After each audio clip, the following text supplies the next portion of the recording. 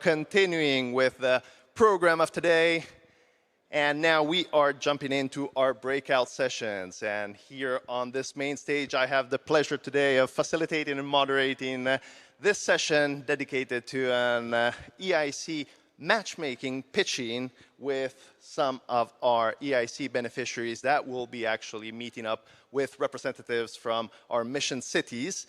And we have been hearing a lot today, this morning, about the objectives of this 5th City Mission Conference. And among these, we have been hearing a lot about trying to develop stronger partnerships. We have been hearing a lot of making implementation much easier, much more effective, which is not an easy task.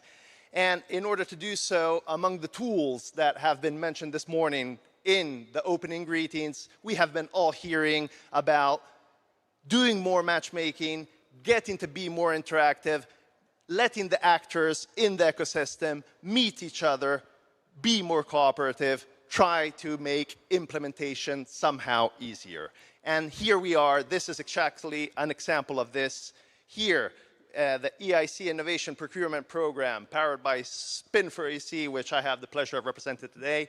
By the way, my name is David Brunelleschi. I'm part of Intellera Consulting, one of the companies behind this Spin4AC initiative, is now bringing on stage this pitching matchmaking sessions where we will have the pleasure of bringing some of the most innovative solutions by EIC companies to the needs, the challenges that some of our cities here representing the mission cities have currently in their priorities, and I believe these are shared priorities across majority of the cities of the mission cities. Without further ado anyway, perhaps it would be wise to start with a little quick introduction of the program, what we're talking about, and the context. And in order to do so, much better than me, I'm pleased to invite here on stage Vasilis Tsanidis, who is Innovation Procurement Program Coordinator at ISMEA. He's also Project Officer of the Spin4AC program. Vasilis, please welcome on the stage. Round of applause for Vasilis, and stage is yours for a quick introduction about Spin4AC and the EIC Innovation Procurement Program. Thank you. Thank you very much, David. Good morning. Good morning, everyone. As you have heard, my name is Vasilis Tsanidis. I am coordinating the Innovation Procurement Program of the European Innovation Council. Before I start my short introduction about European Innovation Council and the Innovation Procurement Program, I would like first of all to thank the DGRTD Smart Cities unit that actually made this happen. We discussed long time ago, we started discussions already in September last year about having this matchmaking in the context of the annual Smart Cities conference. It is a unique opportunity to bring innovators, innovative solutions in front of the eyes of cities that are facing major challenges.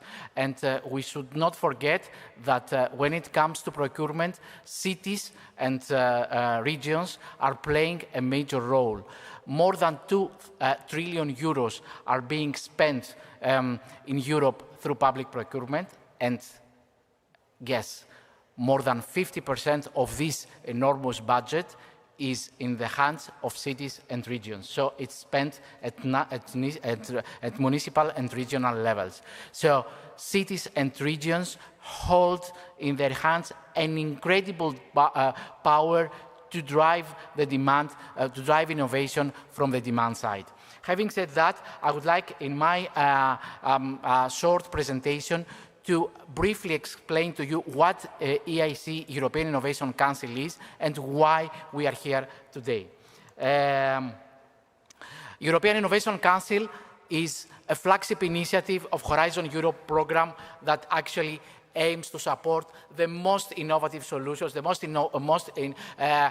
innovative companies in our continent. Our success rate is very low. There is a big competition, but we are funding only the la crème de la crème when it comes to innovation in Europe. We have 3 different funding schemes within the European Innovation Council. I forgot to mention that our budget is more than 10 billion euros for a period of 7 years, and we are supporting early stage innovation through the Pathfinder scheme, more mature technologies through the transition scheme, and more close to the market innovative solutions, innovative companies through the accelerator scheme that actually supports financially the companies through grants, but also through equity. So you understand, this is the beauty of the EIC, that we don't give only grants, but we give also equity to the innovators that we are supporting financially. And we don't stop there. We go even the step further. We are aiming at the scaling up of the companies. That's why we have set up a series of programs in the context of the business acceleration services that are supporting the scaling up of the companies. One of these programs is the Innovation Procurement Program that is aiming at supporting the demand side. So we are organizing matchmakings like this one that you are participating today. We are offering assistance to public buyers. If you are a city that you would like assistance from us to procure innovation, don't hesitate to reach out to us to provide you technical support on how to draft your tender documents, to do a market consultation, whatever is will lead you to buy innovative solutions. We are supporting the supply side with the EIC Innovation Procurement Academies, a toolkit on innovation procurement, and of course, we are providing assistance to EIC innovators to do to submit offers in tenders in Europe and at the global level, and we are co-financing pilots. So again, if you are interested to do a pilot with an EIC beneficiary, do not hesitate to reach out to us because we are supporting also financially these pilots with public and private sector buyers. And because we are driven always by impact, here is the impact. After 2 years of implementation of activities through the EIC Innovation Procurement Program powered by Spin for EIC, we have managed to unlock 1.4 billion euros for innovators in Europe. Important. We have supported more the submission of tenders in Europe from innovators, around 50 million euros, and more than 16.5 million euros of tenders won through our assistance. And also some important information about the pilots. We have so far, since two years, we are supporting 38 pilots with public buyers, among them also cities, to test the innovative solutions before the purchasing. But the important is that these pilots are not in isolation. They are part of a whole ecosystem that nurtures the innovation procurement implementation. That's all on my side. I don't want to monopolize the stage. I'm here only to put the context. The stage here belongs to the esteemed representatives from the cities, and I would like to thank them for accepting our invitation to come here today and see the EIC innovators that are providing solutions in the area of urban challenge, colleagues, representatives from the cities of Aachen, Oslo, and Košice. Thank you very much, and again, thank you very much to DGRTD for giving us the opportunity to have this matchmaking, and all the best for the EIC innovators today that are pitching. Thank you. Thank you very much, Vasilis. And let me join you in thanking also on my end the city representatives that are here with us today, representing the over 100 mission cities. So perhaps without further ado, I would let themselves introduce themselves and basically present very briefly what are their current priorities, what are the challenges that they're bringing forward. So I would follow the order in which you are, and perhaps I would start with the city of Oslo. We have the pleasure of having here Heer Josebo, team leader for climate and environment in Oslo. Please, here, if you want to quickly introduce us, what are your needs, your challenges that you want to bring forward today? Thank you very much. Thank you, too. Yeah. So, in the city of Oslo, you can see here this is our challenge and what we hope to get some solutions on in the future. I would like to say, for a start, like the city is already electric in some way. The transition to zero emission has been going on for many years now, and the new sales of electric passenger cars is almost 100%, and also in other sectors we see a great share of new electric vehicles and machines. So, and this also holds for our suppliers and our own vehicles and machines that the city owns. So, but we see that there are some segments which are difficult to electrify, not because of the technology or electric engine, it's because of energy and the needs for charging during the day. And this could be for machines and vehicles operating in outside the city or boundaries in the forest, or due to emergencies and places where we don't have the possibility to install charging infrastructure or high-speed charging infrastructure. So, and also the need during the year often varies. So could be temporary sometimes, and depends on the season. So that's some our barriers that we need to overcome and need solutions for. So I also see that when we look into things, we try to explore the facts or how much we actually use our machines and vehicles. And we see that the things we're planning for, we have an idea of how much the peak demand is. We actually look into the figures. We see that it's not often so high. So that's something we try to do to not to over-invest or overbuild in a fast charging infrastructure, which is really expensive. So we see a clear need now for solutions that we can move, that also can be shared with others, both inside our city, between the agencies, but also with our suppliers, or maybe also the inhabitants. So it has to be something that we can use, be really flexible in our city. So we need practical approaches that reduce the peak demand, especially high during the winter in Norway. Make better use of the grid capacity, and something that supports shared use, either through could be mobile solutions, smart charging, and new business models that lower our investment barriers. So I think that was a small introduction to challenges we have. So. Thank you very much, Hera. And yep, I think your need, your challenge is quite shared with most of the cities here in the room today.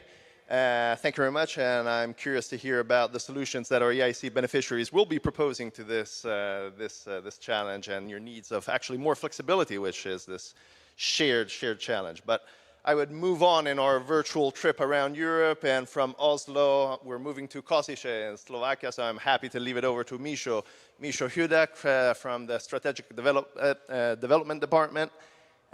Please, Misho, would you like to introduce yourselves and tell us a little bit more about your challenge? My name is Misho, and I came here to ask for help from different perspective. In city of Košice, in last 10 years, since 2015, 2016, we heavily invested into the grid, into the fleets, into the complete reconstruction of our tram tracks, but somehow we underestimated the power of collecting of data and our systems that we are using for calculating prices, to organize new lines or organize like old lines, to effectively use our fleet of buses and trams are really outdated, and many of data that we have are more based on guesses, not on real counting of what kind of passengers we have, what are the peak hours, what are the most, I would say, dense exchange hubs in the city. So this we really are. I would say, like some of our colleagues from transportation companies said, like, we did it 20 years ago and it was fine then. So I think it's not applicable for today. So this is what we are looking for, mainly because of two things. One is we need to be more transparent and more, I would say, reachable for other partners, because we are opening our system for integrated system towards whole region, which means 2 regional municipalities, and beside us there is other major city, and we want to have integrated system. So it's really tough to be that outdated towards them. And second one is about offering better service for our citizen, because we are subsidizing our transportation system by some money from the budget, and it's not really answering the needs. So we really need to rebuild our data collecting, data analysis system, who are our passengers, who are our clients, how they are behave, because what we are using, it's from late 90s, early 2000s. So this is why we are on this market. Thank you. Thank you very much, Misho. And last but not least, we're moving now to Germany, to Aachen. I am pleased to introduce to you all Christine Hess-Ackens. She's the EU Missing Coordinator for Aachen. Christine, would you like to also on your end introduce yourself and tell us a little bit more what Aachen is looking for? Yes, thanks so much for the invitation. And well, as you already said, quite similar challenges that probably many cities all over Europe have. So I brought 2 challenges. Maybe the first one is very close to the challenge that Gaia has presented. Maybe with the difference that we don't have to look for stationary solutions for more remote areas like in Oslo, because Aachen is like quite a dense and medium-sized city. But we are looking exactly for this, the smart solutions for the charging infrastructure. We don't have the very high numbers as in Norway or in Oslo, but the uptake is quite good, and electric mobility is growing. So we are struggling to keep pace with the infrastructure planning on the one hand, but also maintenance. So this aspect would be especially interesting for us as well, and also to include the user experience when it comes to downtime times and reduce them. So especially looking at like a more precise planning tool, also the smart charging when it comes to peak hours and grid constraints, and maybe some forecasting for like maintenance of the charging station would be extremely interesting for us to get help here. And I brought a second challenge when it comes to our traffic signal controlling. So I'm a bit of the messenger of our technical colleagues. I have a cheat sheet. I might have to look at it. So we are really looking at the AI-based travel forecasting and adaptability of our traffic signal control, lights. So I think like many cities, we're facing more congestion, especially at peak hours, because we're a dense and small city. And we have a growing complexity of the different modes. So sometimes there are conflicting demands, especially between public transport, which in our cases are buses, cyclists, pedestrians. And at the same time, our infrastructure, also a bit like Misho said, are the traffic lights that are there. So they are at times like they cannot react sufficiently, and they are quite static. So this has impact on emissions, on travel times, and also on reliability and the attractiveness of the public transport. And I mean, of course, we want to have an attractive public transport, because one of our goals is to have a shift towards sustainable modes much more. So we're interested in AI-based solutions that can support short-term and also maybe real-time traffic forecasting, maybe also including weather, and optimize the travel signal control. So it would be important for us that solutions work with the existing infrastructure because we cannot replace the full citywide system, but it would have to be interoperable with our old system and also the existing traffic management system that we have in place, which is quite standard, I think, for German cities. And it would be very interesting to look at solutions that have control strategies and would be able to prioritize buses, active mobility, emergency vehicles. So yeah, if relevant, we are also working with the digital twin and smart city approaches. So I think there's quite a broad topic where this would come in handy, good solutions to implement. Thank you very much, Christine. And yeah, the key words I take away: interoperability, flexibility. I think these are common across all the challenges that we have just heard. So eager to move forward now in the core part of this session, which is actually the pitching per se. So how will it work now? Well, now I will be inviting 3 representatives from 3 EIC companies that will be presenting to you and to all our friends here in the audience, as well as to all the people connected online, their solution, their products that is somehow meeting the needs, the challenges that you have just been describing to us.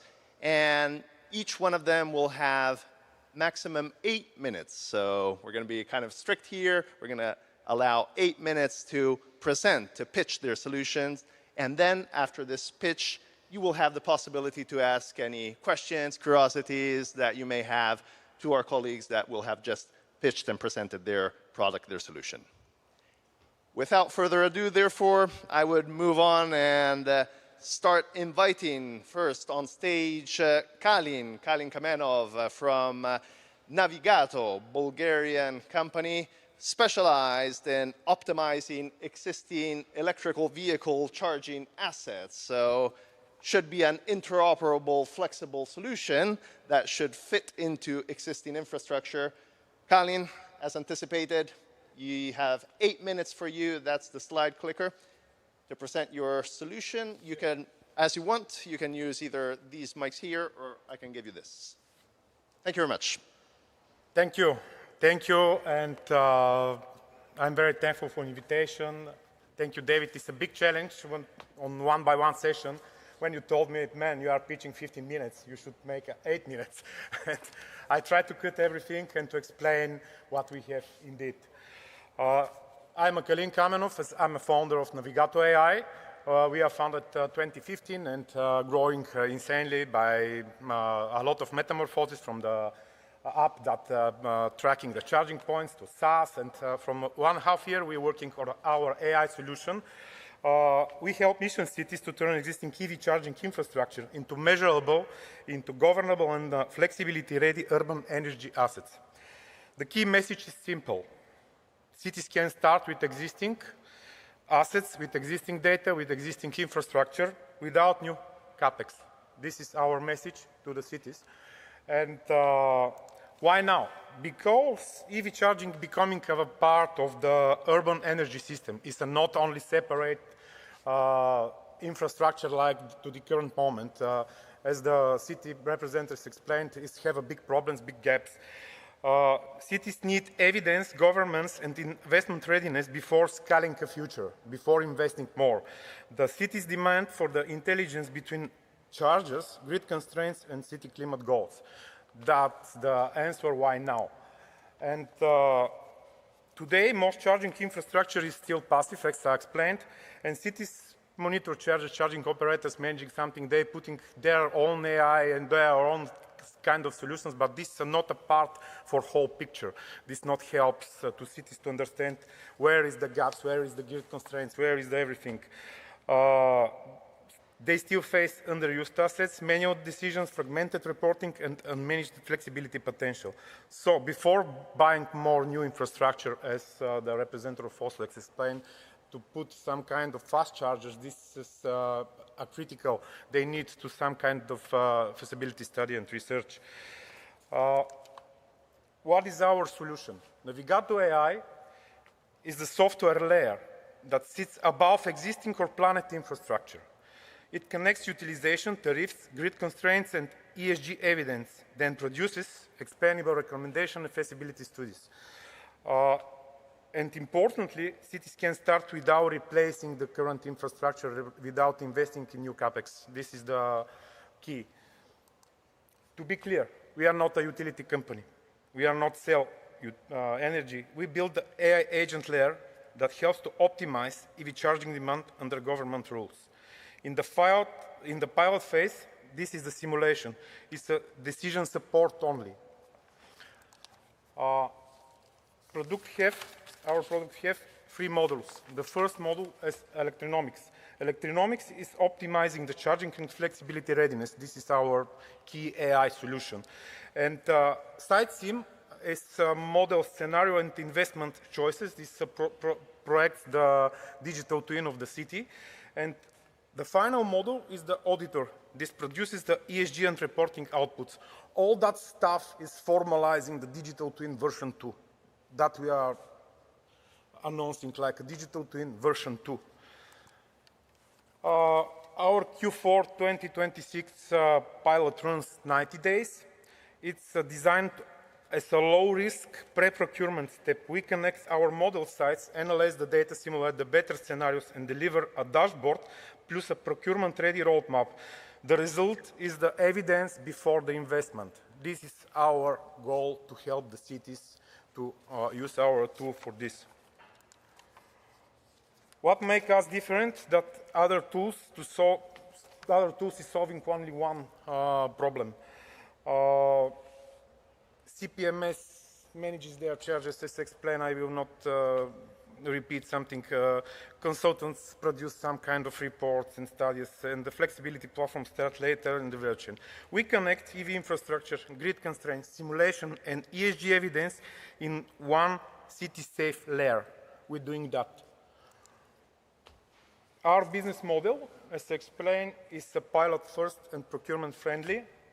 We begin with the paid 90-day pilot, then explained into SaaS, integration and reporting workflows. So first we prove value, then we scale with the city together. That means we have a lot of modules that can offer to the city dependent needs, because we're working more than 1.5 years, and we have a lot of researchers, we have a lot of people that put a lot of efforts in this. And behind us is we're working closely with the Naval Academy, in Bulgaria, with the BTU, Burgas Technical University, and one of our team members is working with MIT, and he has free books. We have strong people on board, and now seeking with the cities, 1 to 3 cities, to make a pilot with us, to start with us, and we need to prove our solution. That's all. Thank you. Thank you. Thank you very much, Kalin. And thank you also for sticking in the tight timeline. You even did better, so thanks for that. I will leave it now to Christine, Misho, here. Any comments, questions? Who wants to go first?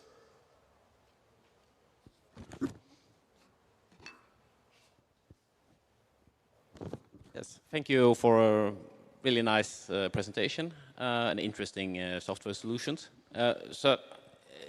A problem we have, or a challenge we have in Oslo, in regards the chargers, mostly slow charging infrastructure that we have for our own fleet. And it consists of a variety, many different systems or physical installations. So will this system work with that type of selection when we have so many different back systems and physical installations? Or do we need to streamline our own charging infrastructure to make it work? You need to give all that data, and we will analyze with our models, and after that we need to make some kind of mutual decisions what is the best for you, because I don't know the current situation. We need to understand it. We need to teach our child to work. Thank you. So, thanks so much. It looks like it could meet a lot of the challenges we have around charging infrastructure. So from your experience, like who would be the colleague in the city administration who works with you most? Is it IT colleagues? Is it from the e-mobility team? Do you also, like, is it a cross-departmental team, or is it okay for one colleague to work with you? Because that, in consequence, like how much time does it like eat in the city administration? It's also always an argument to go into a pilot or not, to invest the time with us. We have a special questionnaire. We have a lot of ready documents that we can provide to you. And we need only one person to communicate with us and to start working. This is some kind of, we already played this pilot processing, and, but we need to prove in the real situation. You know. And maybe a second question, maybe as a European company, you will already answer it with one word, but internally it's always a question when it comes to our data security colleagues. So is it like GDPR proof? Trust me, I know everything. I'm a member of the IOTA Evangelist Network. I'm working in the fintech sector, and our system is compliant with DORA, MiCA, and GDPR, everything. We can cover everything, and the sensitive data we are collecting in the blockchain is unmutable. It's no problem. Misho, any questions, comments? Our challenge is different, but I have a question. Our city is opposite of Oslo, so we are not completely EV, we are opposite of that. But we are introducing first fleet, I think 18 to 20 buses and first charging stations. My question is if you are able also to somehow help design for decade how the whole system should evolve in city, which is on the start. We cannot give you any data right now because we're just on the start, but if you can predict something, if you can combine it with what we already have right now. Totally, I think we can help you because our models is doing this prediction analysis, this predictionally planning, everything that you need, but we need the information from your side, what indeed you need to do. And after that, we will give you some kind of analysis from our perspective and scientific perspective, this how we can install it in the city and how it's functional and how much energy is will consume and ESG emissions and everything. But you can suggest some scenarios of development. Yes, and yes, definitely, okay. definitely yes. Okay. But now, because I'm a passionate EV guy from 2015 and they announced me like I'm some kind of abnormal person, it's like an EV evangelist, but last years I think I'm not. For that reason, I put my efforts in these fast chargers, in these technologies, in this IoT. In 2019, we won a competition IoT on the blockchain in Malta. And for that reason, we collect a lot of info. We have a lot of scenarios. We have our own models. That is the low consumption models. This is the key. We are partnering with Google, with Microsoft, with Stackit in Germany, and should be cloud agnostic, should be simple, and to serve to cities. Thank you. Kalin, thank you. Thank you very much. And please stay around because for sure we will have further networking sessions afterwards. So, of course, our representatives from the companies will be more than happy to engage in conversations with any other who will have further questions or curiosities about what has just been presented. But now I would move on into our next pitching, which will be moving from Bulgaria to Switzerland. So I'm pleased to invite now on stage Stefano Kriko, who is head of sales for Orbiwise, a company from Switzerland, who is focusing on Internet of Things platforms and solutions. So I don't know how many of you are familiar with the LoRaWAN network. I think that's something that they're actually working on. That is a very interesting alternative to basically mobile telephone connectivity. And I think Stefano will be telling us a little bit more about what all this can be, how this can be used and what advantages it actually has. So as before, Stefano, 8 minutes for you, and then colleagues will have probably some questions for you. Thank you very much. Thank you, everybody. So, as David was mentioning, the company is Swiss. I am Italian, though. I live in Milano, and the headquarters is in Geneva, and the team, the founder team, is also coming from the area. Sorry, it's going a bit too fast. The company was founded around the same time, 2014, 2015. Started with the LoRaWAN platform, and then we developed also a cloud data platform, FlintCore, more recently. We have customers in all over the world, actually, not only in Europe. We have customers in the US, in Latin America, in Asia Pacific, and in Australia. Sorry, it's going very fast. Basically, LoRaWAN. What is LoRaWAN? Is a wireless technology which allows low power and wide range connectivity. It's different from cellular. It uses a bandwidth which is free, and it's very unique because of the coverage that it allows, deep indoor coverage, and also uses sensors with battery with the very low consumption. Sensors, for instance, in meters, in water meters and gas meter, can last over 10 years without changing the battery, which means that a very low power is used. And it's also, I mean, this is also towards sustainability, of course.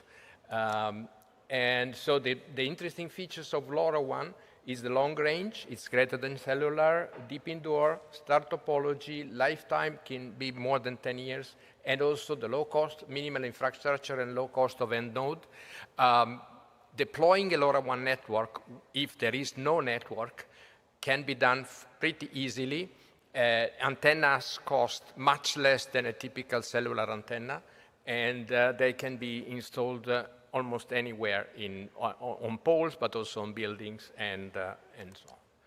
So our platform, Orbi1, is the core network server. As you see from the schema, you have devices, gateways, which are antennas, the LoRaWAN server, and the application server that manage the data.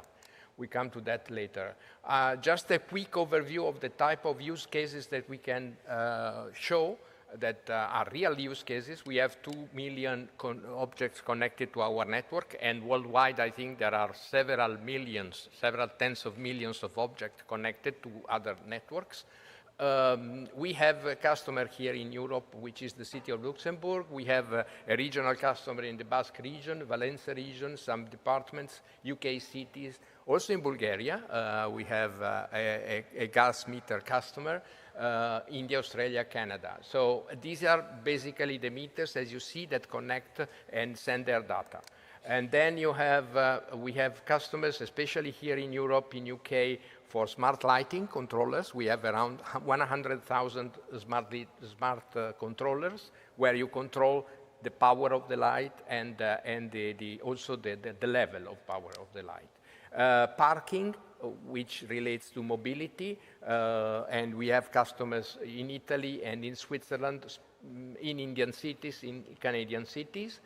Then we have environmental pollution monitoring, where we show one product that was developed by us, which is a noise pollution monitor, the small box, but of course there are sensors for a lot of environmental pollution, CO2, NO, powder, and so on and so forth, particulates and so on. And then we have also, which is interesting also for some of the challenges of our guest cities, is the possibility of tracking, which is used in utilities, which is used in logistics, but can be used also in managing fleets of data, fleets of buses and public transport and so on, and also people. And also we have had cases where, sorry for it's moving back and forth continuously. We have had cases, for instance, in counting people in railway stations and in dense environments. Then the last product that we have is Flint Core, which is an IoT platform. We call it the Swiss Army knife. Of course, we are Swiss, of IoT, because it allows to do a lot of things, uses different protocols. It's not only related to LoRaWAN, while the platform, the other platform is LoRaWAN based. This one can interface with any source of data. And you will see from the next slides what I mean. So this is the landing page. So you see that for smart cities, we have already implemented a number of widgets that allow very quick generation of content based on the actual data that are retrieved either from LoRaWAN or from narrowband IoT, cellular, SCADA, whatever source of data you can get. And there is an integrated AI assistant which allows you to very quickly and easily implement a dashboard and create, let's say, interactive solution. And the platform can also be used by people without deep expertise and training. Okay. You see, I mean, some of the dashboard or content that can be displayed. I mean, the first left shows, for instance, waste bin in a city with location. The second one is actually data coming from particulate measurements. And then you have also data from weather, okay, the temperature in Geneva and so on. And this is normally, you don't need, you get data from a network of information that gives you direct immediate data. And then the last one on the right is a dashboard created based on the data that come from this appliance control. I finished my presentation. I think I am right Perfectly on time. Thank you. Thank you very much. It was very quick. I mean, because keeping in 8 minutes for all of that, I mean, LoRaWAN requires much more but okay. Thank you. No, thank you. Thank you very much, Stefano. And well, up to you. Any comments, questions, curiosities about what Stefano just told us? So, thank you very much.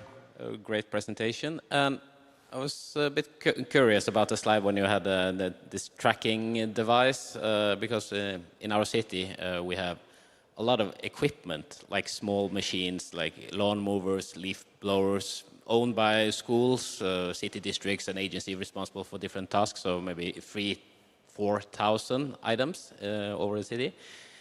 And we have no idea where they are now, and what's the, like, if installing this type of hardware, could we get the information about the tracking GPS status, I guess, but also it's possible to have the battery status, usage, and that kind of information, like to support us in to have more sharing or to have knowledge about the status of our what we own. So. It's actually, there are a lot of different type of trackers available. Of course, what you need you can have trackers that work with LoRaWAN. You can have trackers that work also with narrowband IoT. Narrowband IoT is the adaptation of cellular, for people who are not familiar with the terminology, adaptation of cellular to low power wide range. So it's a specific software that allows you to use the cellular coverage, but use only data, okay? Low rate data. And there are also sensors with this. So regardless of the coverage, of course, we have a product to manage a LoRaWAN. But, I mean, for instance, Flint Core also can collect data from narrowband IoT. Basically, what you need is this type of sensors, but there are a lot of companies that produce. I have seen small sensors that can be applied to bikes, for instance, okay? That you just as big as this, and you apply to a bike, and you can, if you have coverage, you know where the bike is in every moment. Because even if it is a low data rate, I mean, it's enough. Even LoRaWAN gives you enough coverage and enough bandwidth to understand and to follow the path of a bike or a car even. There are trackers that are used also for trucks. They have been using it also for tracking material that needs to be taken under very, very cold conditions. Remember when we have the vaccines for COVID or stuff like that. So tracking is actually quite developed. It's just a matter of having the right contacts and knowing who is doing what. There are also trackers. The picture that I put there, it's a tracker which is like a badge for people. This is used in dangerous environments, such as oil and gas plants, mines, and stuff like that. Of course, you don't want to track people because of GDPR issues within a factory. Because of course there are issues with that. But if it is for their safety, you can do that, of course, under certain conditions. So there are really a lot of different type of opportunities there. And the most important thing is to get the data, so you have the coverage.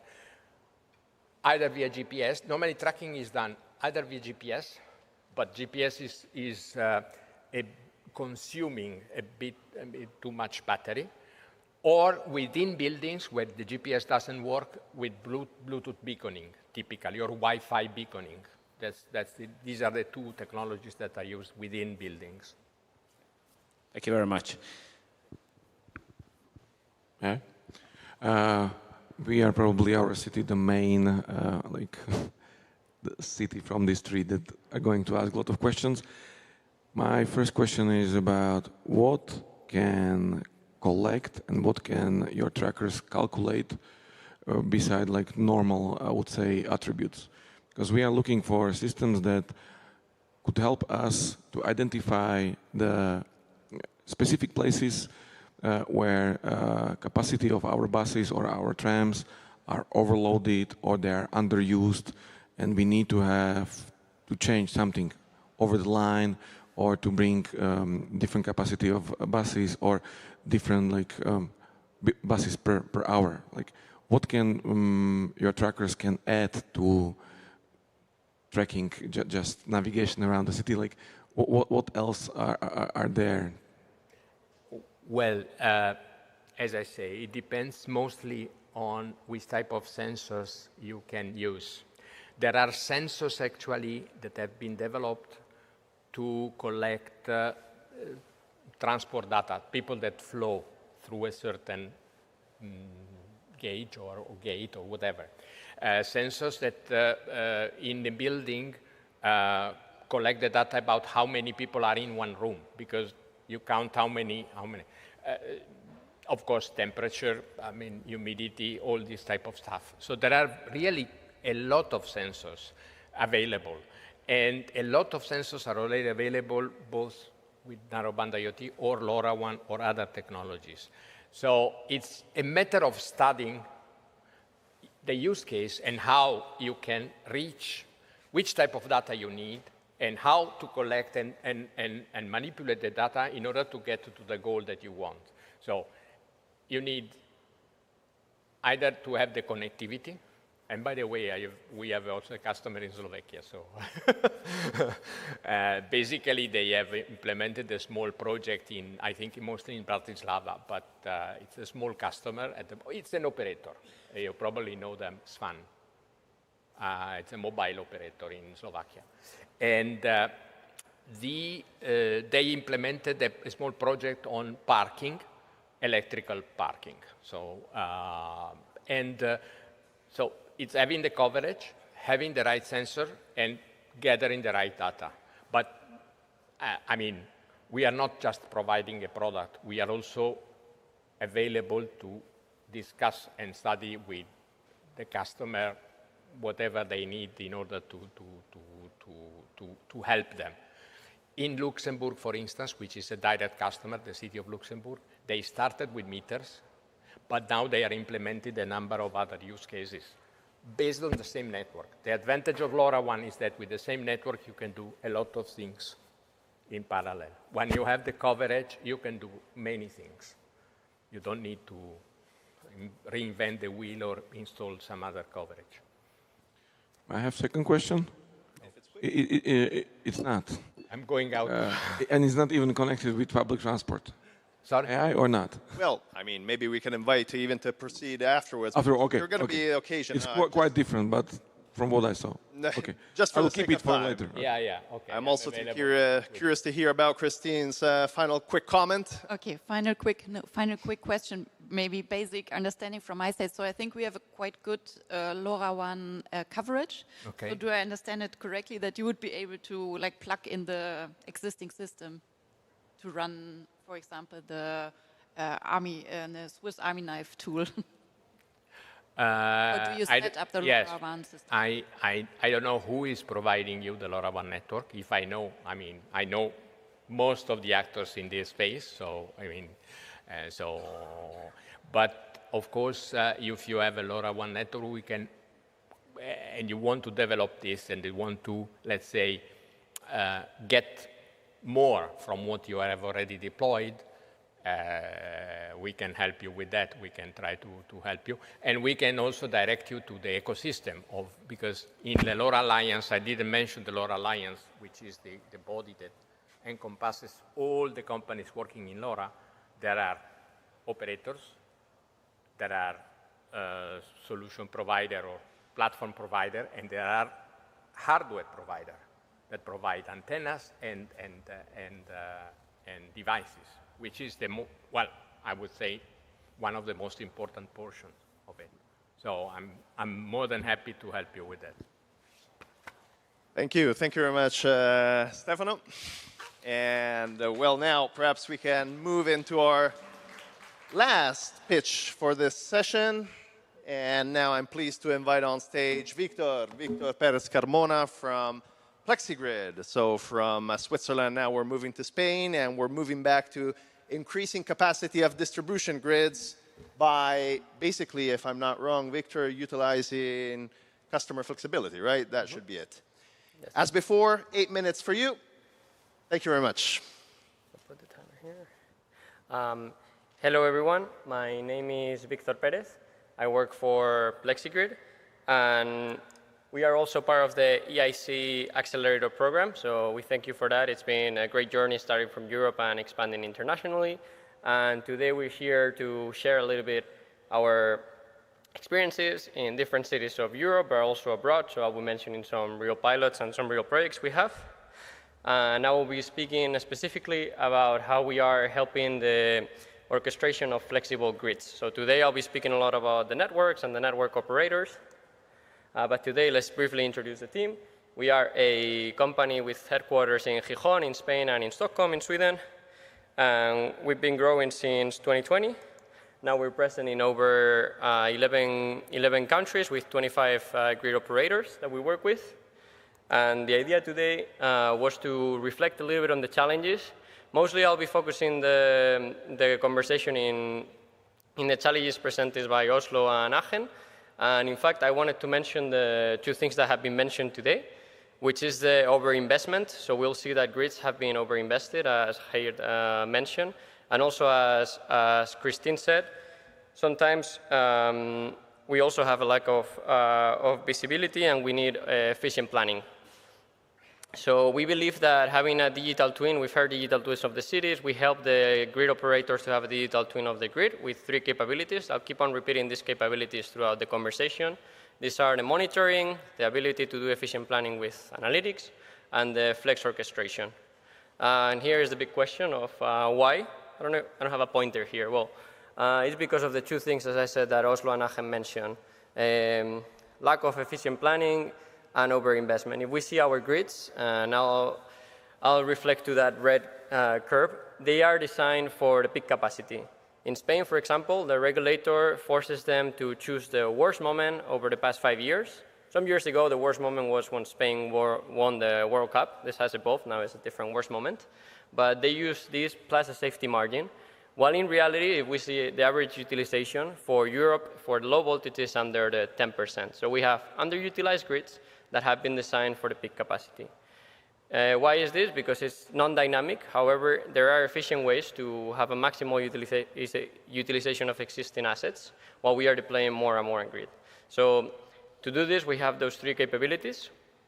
As we said, the monitoring, the analytics, and the flex management. So that's enough theory. I'm going to start now showing some of the examples in different cities. So we'll start with the monitoring. In the next video, I'll be showing the city of Gijón. Please bear in mind that all of the data has been anonymized because it's the data coming from the smart meters from the different clients. We've been given access to show all of these examples from Gijón, from Auckland in New Zealand, and then from the island of Arholma in Sweden. So I'll start with Gijón. Here we're seeing the different streets, and now I will change the parameter to be shown. I'm going to show the currents that are flowing through the different streets at different times. Here we see maximum currents. We were notified by the grid operator that there has been a problem in this specific area of the city. And with FlexiGrid, we were able to localize the exact area, the exact street that is having this problem. So before activating any flexibility, the most important thing is having the availability to monitor and understand where that problem happens. And then, once we see what we call the one physical reality in the grid, we see a lot of flex schemes, or what the founder of FlexiGrid calls religions. Every country, every region is a bit different. Here in Europe, we believe in flex markets. We've actually seen them in Italy, in Sweden, in Norway, in Ireland, in Spain. But in other countries, they believe more on direct control or engaging with aggregators to do this. So today, I'll show two examples. One, showing a direct control through dynamic operating envelopes in Auckland, in New Zealand. And then I'll go into the flexibility markets that are present in Spain and Italy. So looking at the dynamic operating envelopes, the concept is really simple. Basically, if the citizens of the city have flexible resources and they access this program, this is an opt-in program with 84% success rate in this city, in Auckland, they give consent to the network operator to control their EVs. So they are able to switch when these EVs are charged. They just tell them, look, at 8 a.m. I need my car charged. You're able to do this. In return, you get a discount on your grid tariff. So this is also something that in Germany, through regulation, Energiewende 14A has been enforcing, reduce the load up to 4.2 kilowatts. So it's something that is an opt-in program, and now we'll see how it works. Basically, we're forecasting when this is going to be requested, and before the people join the program, they're going to have an estimate of how many hours of the year this is going to be necessary. And in case that they join and this changes, they can always opt out.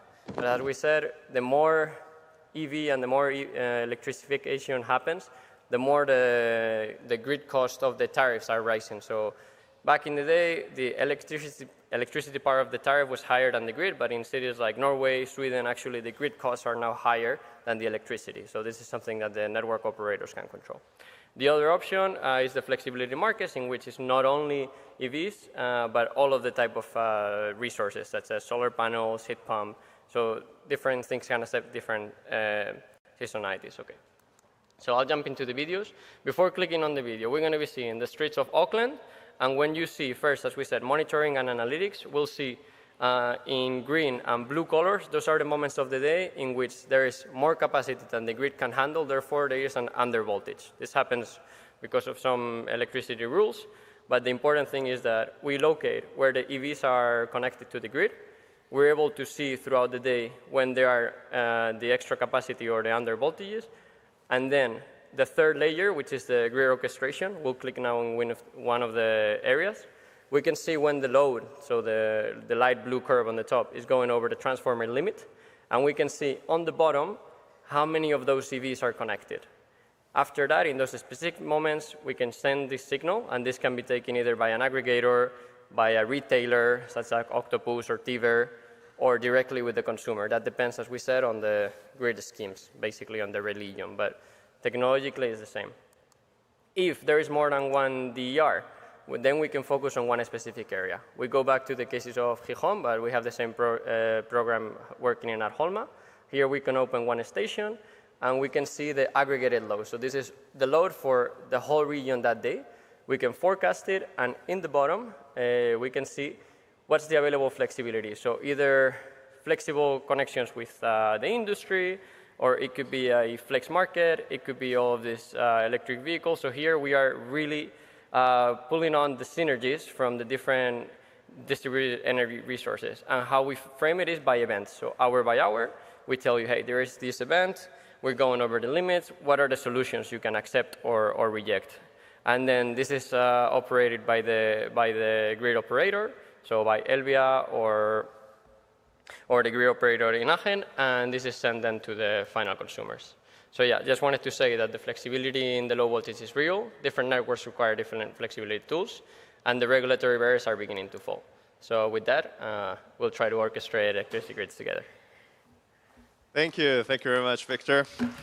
Perfect timing, and well, yeah, happy to leave it to you.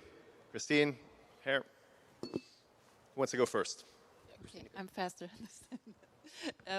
Well, thanks so much. 2 questions. So, is like the main stakeholder you would be working with in cities? Is it like the grid operator or city administration? Yeah, so it will be the grid operators, but different cities in Europe have different organizations. For example, we were speaking, Oslo owns 50% of the grid operator. I know that in Munich, for example, the city owns its grid, but even if the city does not own the grid, it does own the citizenship and the citizenship interest.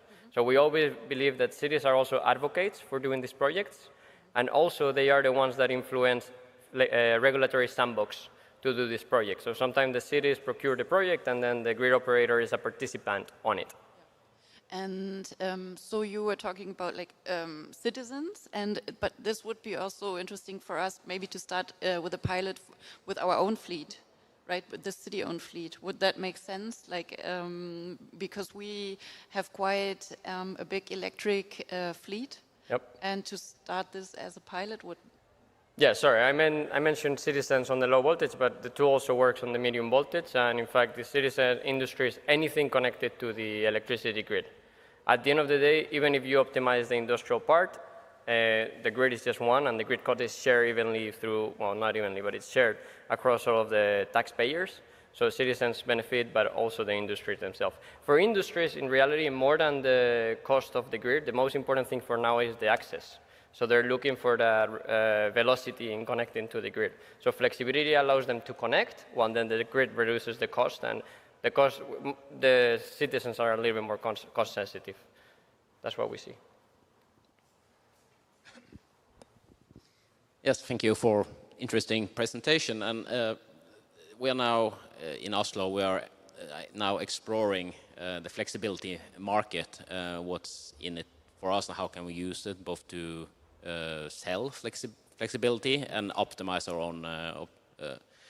our own organization. So first we're looking at the swimming pools and how we can stop warming them up for a period of time to sell that flexibility. And for chargers, we now see if we can move or shift the charging based on price signals. Mm-hmm. And also offer the flexibility by cutting the charging. So I was wondering, will this is quite advanced system, and somebody Christine was looking at this tool. We need to sort of organize ourselves that you have someone in charge of the whole. If we include different types of areas like the swimming pool, batteries, chargers, and other loads that we can use for the flexibility markets. How is this? Is it the how can I say it? The ones in the responsibility in the city. How do we need to organize ourselves to use this kind of tools? Is it possible, or should this be responsibility left to the grid operator? Yeah. So the good thing in Europe is that we have a lot of standardization when it comes to data, and all of the consumption, all of the demand you mentioned will have a smart meter. Well, maybe in Germany, smart meter deployment is still happening, but in the rest of Europe, in Oslo, is 100% coverage. So the tool directly understands which type of consumption it is, whether this is an EV, is a residential consumer, because we have seen the historical data from, we saw that 90 million connection points. So as long as you tell us this is a swimming pool, this is this is that, then the tool will paint it on the graph and it will tell you this is happening. Therefore, the final user will be the grid operators. From the city, you only need to give them access. I mean, at the end of the day, they already have access to to that information. So there should be, again, for me, the involvement here from the city mostly is the use case.